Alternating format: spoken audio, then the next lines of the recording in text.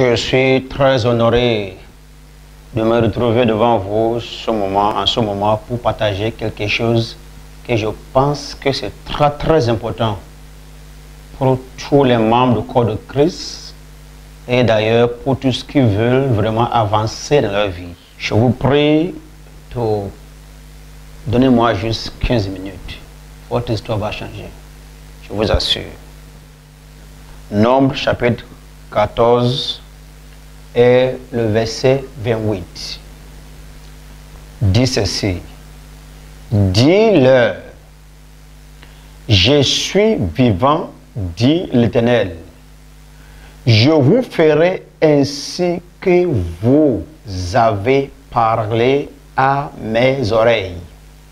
Je vais vous parler sur le thème, faites attention à ce qui sort de votre bouche. Faites attention à ce qui sort de votre bouche. Pourquoi? Parce que votre vie tout entière est gouvernée par votre parole. Ici, Dieu a dit à Moïse de prendre 12 personnes dans les 12 tribus d'Israël, les meilleurs parmi les enfants d'Israël, spécialement formés, qu'il doit envoyer dans une terre qu'il les a promis, afin de voir le pays. Dieu ne les a pas envoyés de combattre ou d'aller pour la mission, aller en mission sur leur propre compte. C'est juste, va et constater le pays que j'ai promis. C'est très simple. Et vous regardez et vous ramenez le rapport à celui qui vous a envoyé. N'oubliez pas que ce n'est pas Moïse qui les a envoyés. C'est Dieu qui a instruit à Moïse d'envoyer 12 personnes d'aller espionner et ramener le rapport sur ce qu'ils ont constaté dans le pays. Et si vous lisez après le verset premier, vous allez voir que c'est les meilleurs, les leaders du peuple, les gens qui sont spécialement formés pour diriger la foule. Moïse les a établis et les a envoyés d'aller et de voir et de revenir. Dans mes études, j'ai compris ici que ces hommes ne sont pas des personnes ordinaires, c'est des spécialistes. Des personnes très spécialistes. Comment j'ai su? 1. Ils ont réussi à rentrer dans le pays sans être attrapés. 2. Ils ont pu marcher dans le pays, observer la condition du pays et voir les gens qui habitent. Ce n'est pas qu'ils ont resté loin et regardé, non. Ils ont actuellement percé. C'est des personnes spécialement formées. C'est les leaders.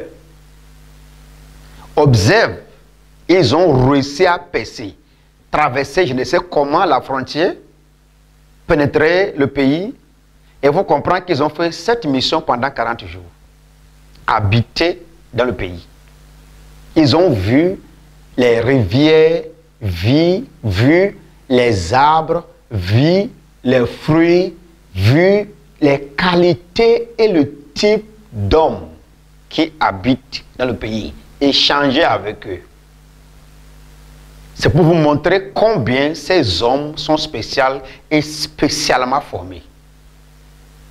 Ils ont coupé les arbres portant du fruit du pays.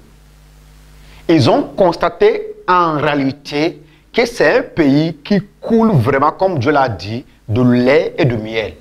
Ils ont tout vu. Ils ont emporté le fruit du pays, ou les fruits du pays. sorti du pays avec les fruits. Sorti avec les fruits de la terre de ce pays. Réussi à se déguiser. Comprenez que les Israélites sont différents dans le monde entier. Quand on les voit, on doit les connaître. Mais vous imaginez comment ces hommes ont réussi, surtout à l'éducation ou la formation qu'ils ont reçue de leur père spirituel, leur leader. Ils ont réussi à se déguiser et rentrer, pénétrer, pris le fruit du pays. Ils ont pris les fruits des arbres du pays. Ils ont constaté les hommes. Ils ont fait des renseignements pour savoir quelle espèce des hommes ils sont. Les fils d'Anak. Ce n'est pas précision. Avoir été instruit ou ayant instruit par Dieu lui-même. En temps normal, vu d'abord les miracles de percer le pays, où habitent, comme ils ont dit, les hommes renommés, les fils d'Anak, les géants. C'est un pays avec de murailles. Un pays avec de forteresses. C'est une ville forte. Mais ils ont percé. Réussi à percer. Ramène les fruits maintenant vers Moïse. Et qu'est-ce qu'ils ont dit à Moïse dans leur rapport? Nous avons vraiment vu le pays. Et nous avons constaté l'espèce des hommes qui habitent là, les fils d'Anak. Les géants. Et voici, ils ont dit à Moïse, le fruit que nous avons pris du pays.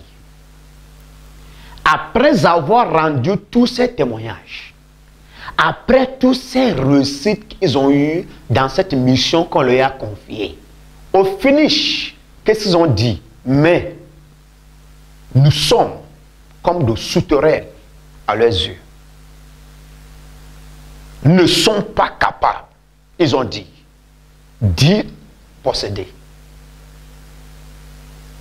Et ensuite, ils ont dit, le pays, c'est un pays qui engloutit les hommes qui l'habitent. Ça veut dire qu'ils ont fait des renseignements auprès des hommes. Et on ne les a pas attrapés. Et ils ont dit à Moïse, ne sont pas capables. Nous sommes comme des sauterelles. Si jamais nous rentrons dans ce pays, nous sommes tous morts. Un, c'est Dieu qui leur a donné le pays. Deux, c'est Dieu qui les a envoyés à cette mission à travers Moïse, d'aller espionner et revenir. Trois, Dieu les a déjà promis que c'est lui qui va combattre pour eux. Pour eux, c'est fait le pas. Et lui, Dieu, va combattre pour eux. La victoire est déjà garantie. Mais ces hommes, 10 de 12, ont dit, ne sont pas capables. Et Dieu a été étonné de comment moi je peux dire à quelqu'un que je lui donne un pays. On ne t'a pas dit d'aller combattre. Non. La force pour le combat ne vient pas de toi. C'est moi qui t'ai promis le pays.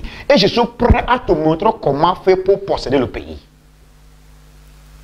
Mais de leur propre bouche, ils se sont disqualifiés en disant nous ne sommes pas capables.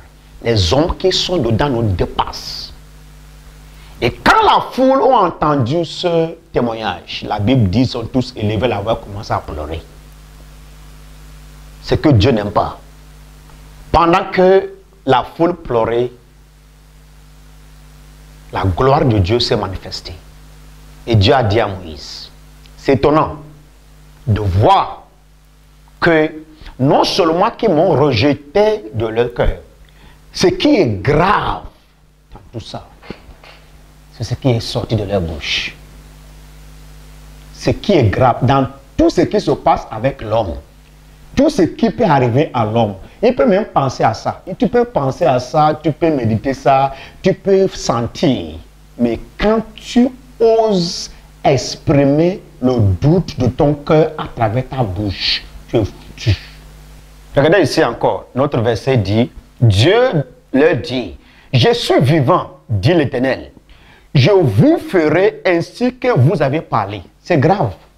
C'est comme tu as dit, ainsi que tu as parlé. Ce n'est pas comme tu as fait, ou bien comme tu as pensé. C'est que tu dis te contrôle. Tu te fais de mal quand tu parles mal.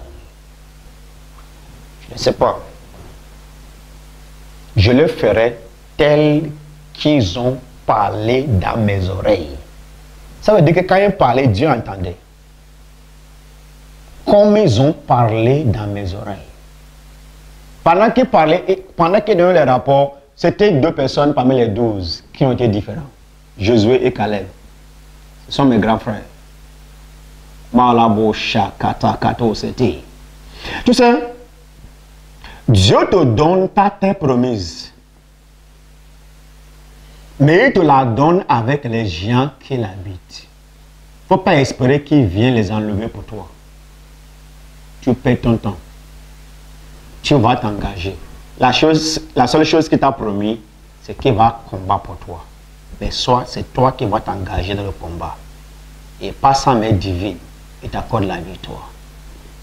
Je vois les jeunes gens qu'on envoie dans les villes, dans les pays pour aller faire le ministère. On t'envoie dans une ville, dans un pays. Aller faire le ministère. Et arriver sur le terrain. Déjà que Dieu t'a donné.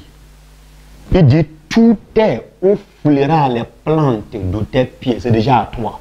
Je vois les gens qu'on envoie en mission aller diriger une église ou aller représenter une société, une entreprise. Chrétiens. Ce sont les générations de ces gens, espèces des incroyants,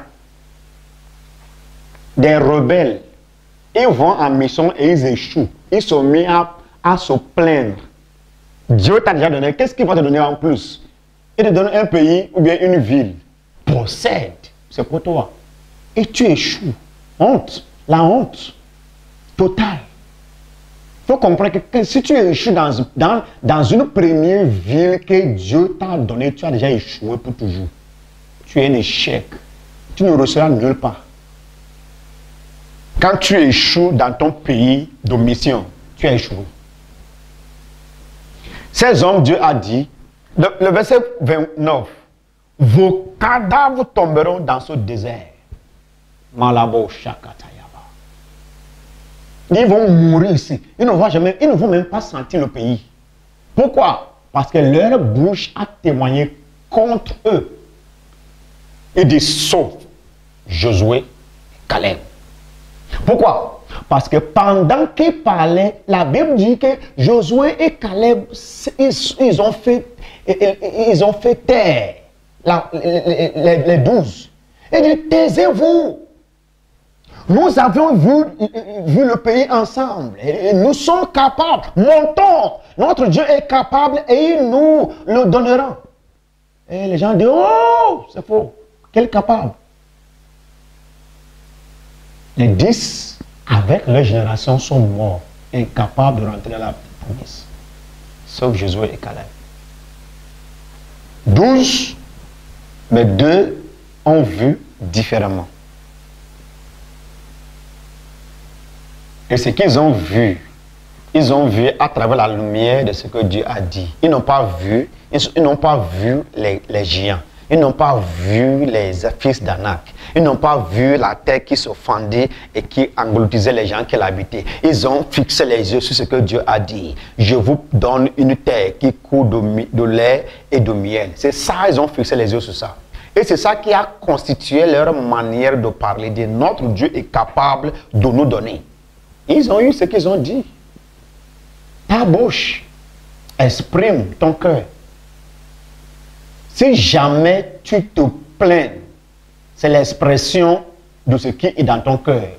Et tu es déjà échoué. Je te dis que tu as déjà échoué. Avant que quelqu'un n'ouvre la bouche et murmure. Avant que quelqu'un n'ouvre la bouche et commence à murmurer, ou à commencer à se plaindre, ça c'est l'expression de son être. Il peut même le remuer à l'intérieur et ne pas le dire. Mais le jour où ça sort de sa bouche, c'est fini. C'est fini. Dieu hait le murmure. Il hait le plainte. Tu te plains. Il ne faut pas oublier qu'il n'a pas demandé permission à quelqu'un pour t'amener au monde. Il n'a vraiment pas besoin de permission de personne pour que ce qui t'a destiné puisse s'accomplir. C'est mon message. C'est toi qui as choisi de détruire ta vie à cause de la méchanceté de ton cœur, à cause de l'incrédulité de ton cœur. Tu as juste choisi de te détruire. Pas ta pensée, pas ta mentalité, alors pas ta parole. Ils n'ont pas pu rentrer. Ils ont médité ça, ils ont pensé à ça et ils se sont exprimés. Puis ça les a bloqués. Bloqués. Pays que Dieu t'a donné, tu vas perdre comme ça, comme ça là, bêtement comme ça. Terrain que Dieu t'a donné, tu perds bêtement comme ça. Juste parce que tu as vu quelque chose. My God. My God. Maintien de paroles positives. Tout en confiant absolument sur Dieu. Psaume 125, verset 1. Ceux qui se confient en l'Éternel sont comme la montagne de Sion. Ne chancelle pas. Maintien de paroles positives. Malgré ce que tu vois, malgré ce que tu entends, refuse de changer ton langage. Refuse d'être poussé par les circonstances à commencer à dire des choses négatives sur toi, sur toi-même.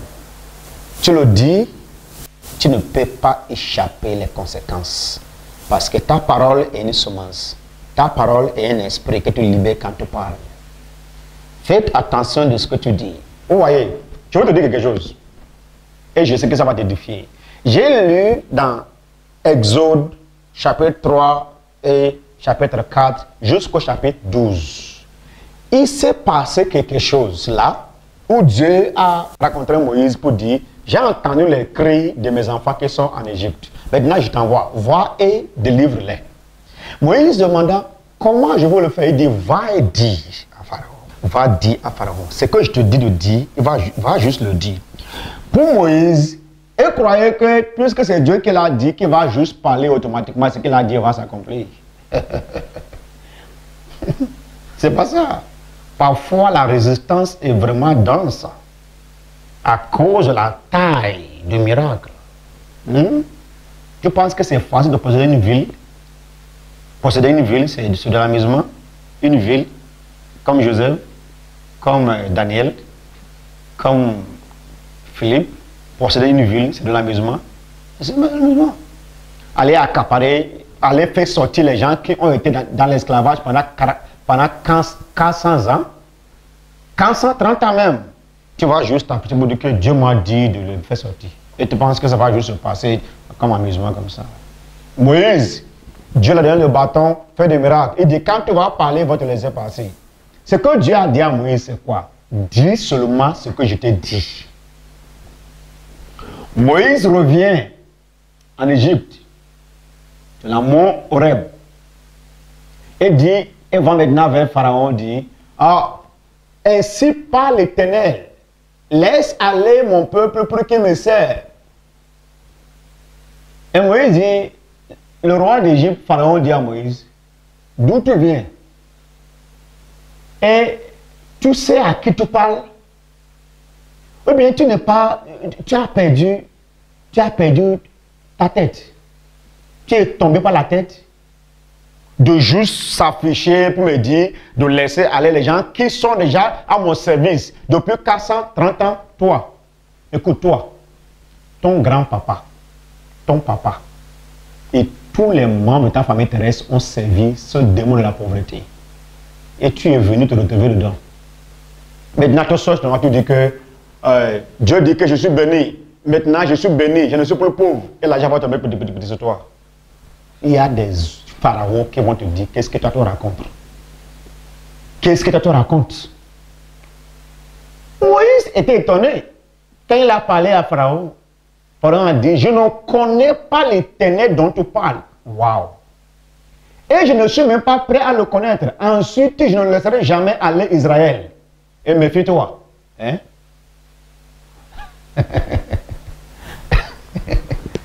L'homme revient en arrière, complètement abattu, découragé, parce qu'il pensait que ça allait se passer autour. Autour. Ce n'est pas autour. C'est des processus. C'est des règles à respecter. C'est des codes à décoder. Ça de chiffres. Il faut arriver à composer les chiffres. Il dit autour, milliardaire, autour. You are lying. Tu n'es pas un voleur, tu es un braqueur. Tu n'es pas un braqueur, tu es un escroc. Ou bien tu es un menteur. J'ai ouvert mon sac, j'ai trouvé 1 milliard dedans. Hein? D'où? Tu mens.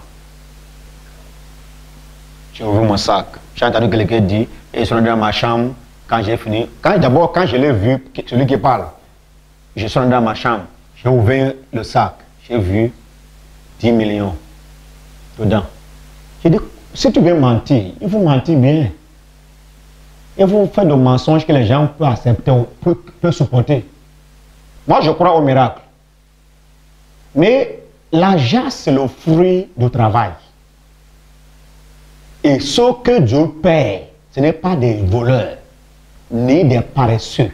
Il paie les ouvriers. Tu n'as pas travaillé, tu n'as pas de boulot, tu ne fais rien. Tu ouvres le sac de ta chambre, tu dis 10 millions, tu vois 2 millions, tu as vu un fantôme. Tu as vu la mort. Dieu paie, mais il paie les ouvriers. C'est ceux qui cultivent leurs champs, qui seront rassasiés du pain. Il faut cesser de t'amuser. Moïse, il s'est retiré abattu.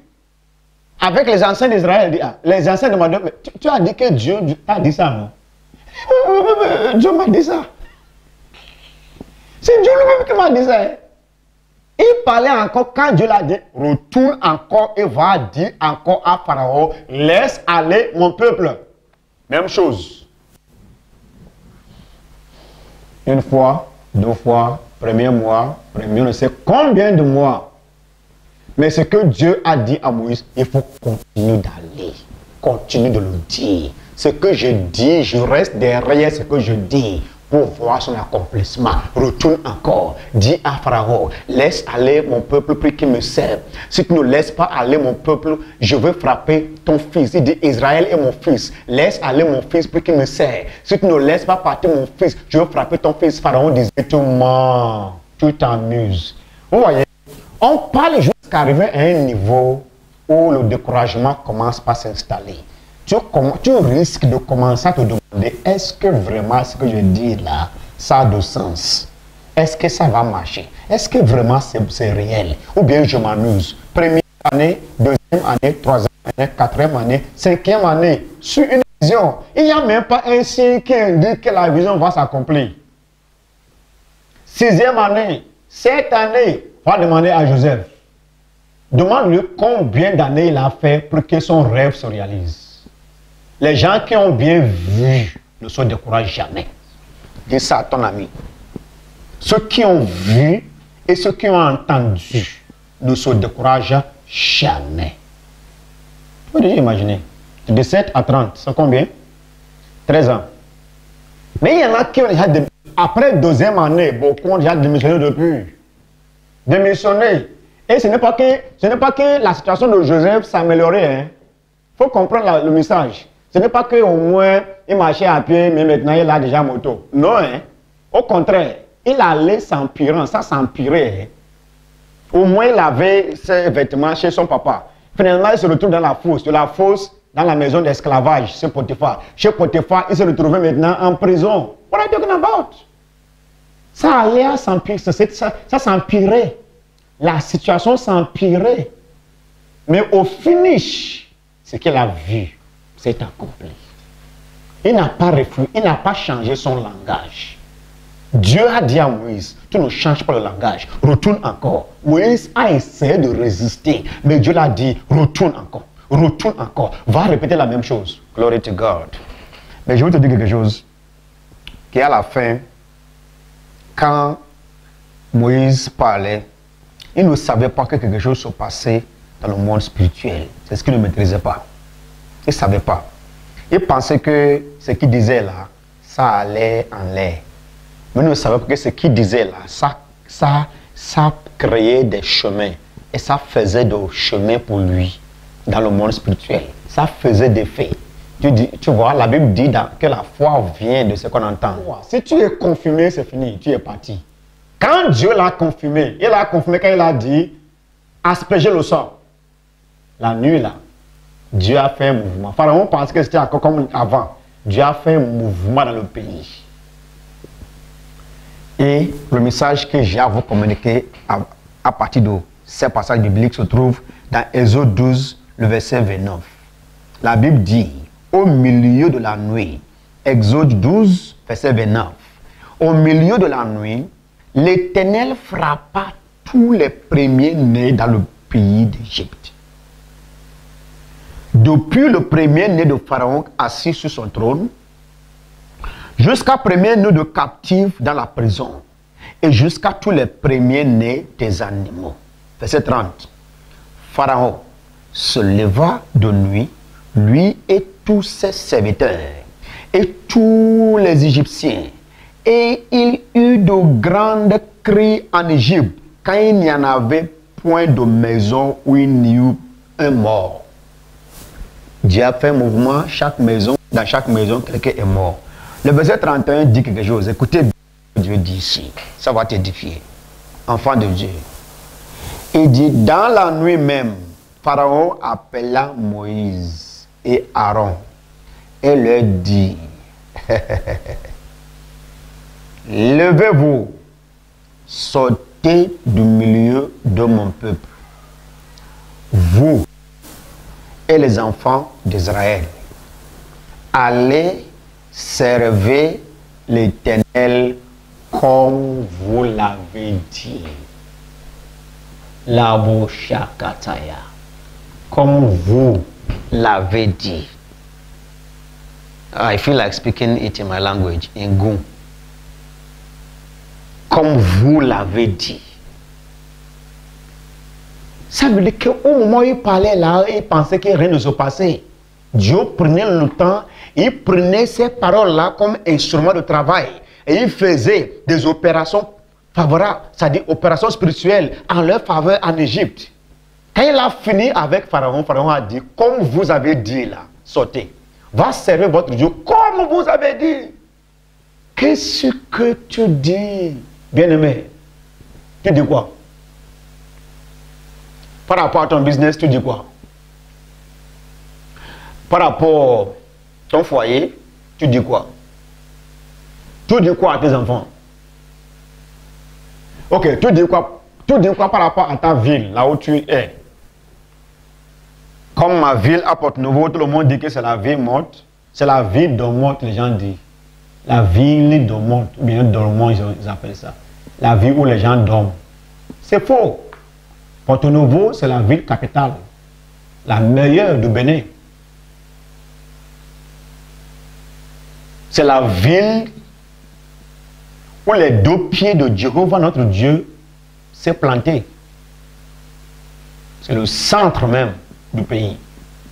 C'est une ville bénie. Les habitants sont également bénis. Tu dis quoi? Ce que tu as dit hier, c'est ce que tu vis aujourd'hui. Ce que tu dis aujourd'hui, c'est ça que tu vivras demain. Tu ne le veux pas. Marc 11, verset 23. Si tu peux dire, et tu ne doutes pas, mais que tu crois, tu vas voir, ou bien tu auras tout ce que tu as dit.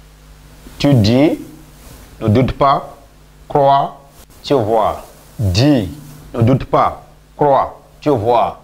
Ils ont dit à Jésus-Christ, ton ami, celui que tu aimes, Lazare, est mort. Dans Jean chapitre 11, qu'est-ce qu'il a dit? Il dit, cette maladie, ce n'est pas pour la mort. Mais quelques jours après, il revient dire à Jésus-Christ, tu as dit que ce n'est pas pour la mort. Maintenant, Lazare est mort. Il a maintenu ce qu'il avait dit. Refuse de mélanger son langage. Quand j'ai parlé premièrement, Dieu m'a déjà entendu. Je ne peux plus dire autre chose pour me contredire. Si je dis une chose et je dis autre chose après, je me contredis, alors je me confonds. Et cela m'amène à l'échec. Jésus-Christ a dit à ses disciples, j'ai appris que Lazare dort. Hein? On n'a pas dit à Jésus-Christ que Lazare dort, il dit Lazare est mort. Mais dans sa parole, il n'a pas dit Lazare est mort. Kabo Chata. Il dit Lazare dort. Mais je vais aller maintenant à Bethanie pour que je puisse le réveiller. Réveiller. L'homme est déjà mort, enterré. Il dit non, je vais pour le réveiller, il n'est pas mort, il dort. Maintiens la prospérité, je ne suis pas pauvre. Maintiens. Même rien dans ta poche, je ne suis pas pauvre. Pourquoi? Tu parles de la lumière de ce que tu connais de toi-même et de Dieu. On dit, la terre appartient à Dieu et ce qu'elle renferme le monde et ce qu'elle habite. Il dit, l'argent est à moi et l'or est à moi, Dieu l'Éternel. Et ce qui l'appartient t'appartient. Maintiens cette confession. Je ne suis pas pauvre. Tu peux rester une semaine sans avoir un rond dans ta poche. Si on ne t'amène pas à dire, vraiment c'est difficile, hein? Les choses sont dures, hein? Je n'ai rien. Pas même un rond dans ma poche, c'est grave. Tu dis ça, c'est ce que tu vas voir tous les jours. Sur bien Jésus-Christ, parce qu'elle est arrivée près de la tombe de Lazare. Il n'a pas commencé par dire, oh Dieu, agis, Seigneur, agis. La Bible dit, il a dit, Seigneur, je te dis merci, parce que tu m'as exaucé. Hein? Il t'a exaucé où? Quand j'ai dit, il y a de cela 4 jours, cette maladie, ce n'est pas pour la mort, tu m'as entendu. Je n'ai pas besoin de dire autre chose ici. Comme un homme. Je n'ai plus besoin de dire autre chose ici. Lazare, sort. La parole et esprit. Tu le libères. Ça va en opération. Fais des miracles. Change pas ton langage. Au commencement, Dieu créa, Genèse chapitre 1. Dieu créa les cieux et la terre informe et vide, et il y a de l'eau sur le surface de la terre, l'esprit mouvait les ténèbres sur le surface de l'abîme, et Dieu dit que la lumière soit et la lumière fut. Il a commencé la création, et Dieu dit, et Dieu dit, et Dieu dit, et Dieu dit, dire est plus facile, mais c'est plus efficace. Dire, plus facile, plus efficace, parce que la vie est gouvernée par ce qui est dit. Dieu dit. Dieu dit, Genèse 1, Dieu dit, Dieu dit, Dieu dit, Dieu dit, Dieu dit. Il ne voyait rien. Dieu dit. Mais va lire le verset 31, Genèse chapitre 1, le verset 31. Et la Bible dit, Dieu vit tout ce qu'il a dit. Et c'était très bon. Il a vu tout ce qu'il a dit. Au nom puissant de Jésus-Christ, je te dis, tu n'es pas pauvre. Je te dis, tu ne mourras pas. Je te dis, les armes forgées contre toi, je les déclare nulles et sans effet. Je te dis, tout triomphe. Je te dis, la victoire est à toi. Je te dis, la prospérité t'accompagne. Je te dis, tu ne fais pas partie de ceux qui seront tués par la maladie. Ok, je te dis, tu n'es pas malade. Tu dis, ah, je suis à l'hôpital. Mais moi, je te dis que tu n'es pas malade. Pourquoi? Parce que par les maîtrises de Jésus-Christ, tu es guéri. Je te le dis, tu ne mourras pas. Tu ne mourras pas. Les gens meurent précocement dans la famille. Toi, tu ne mourras pas. Tu ne mourras pas. Tu ne mourras pas. Personne ne réussit dans ta famille terrestre. Mais moi, je te dis, tu réussiras. Tu prospères.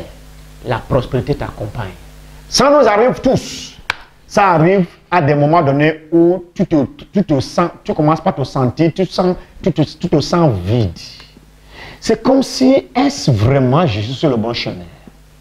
À ce moment-là, rassure-toi, c'est parce que tu es proche au lieu de rendez-vous. Et les démons doivent venir pour te tester. À ce moment, tiens bon, tiens solide. Il n'y a rien que tu as dit dont tu maintiens et tu continues de dire aujourd'hui que tu ne vas pas vivre pour voir s'accomplir. Je dis, il n'y a rien que tu as dit et que tu as réussi à continuer de dire aujourd'hui que tu ne vas pas vivre pour voir s'accomplir. Maintiens ce que tu disais. Mon cas est différent. Maintiens ce que tu disais. La force maléfique ne peut pas me contrôler, me gouverner. Maintiens ce que tu disais. Maintiens. Reste ferme. Si tu ne changes pas ton langage, les ennemis n'auront pas la domination sur toi. N'oublie pas, les hommes forts, les hommes faits ne démissionnent pas. Les hommes forts et les hommes faits, les hommes de vision ne lâchent pas. Les gagnants ne lâchent pas. Les lâcheurs ne peuvent jamais gagner. Tiens bon, tiens ferme. Ce que tu dis, ça produit des fruits abondants pour toi. Vous êtes bénis au nom puissant de Jésus-Christ de Nazareth. Amen. Amen.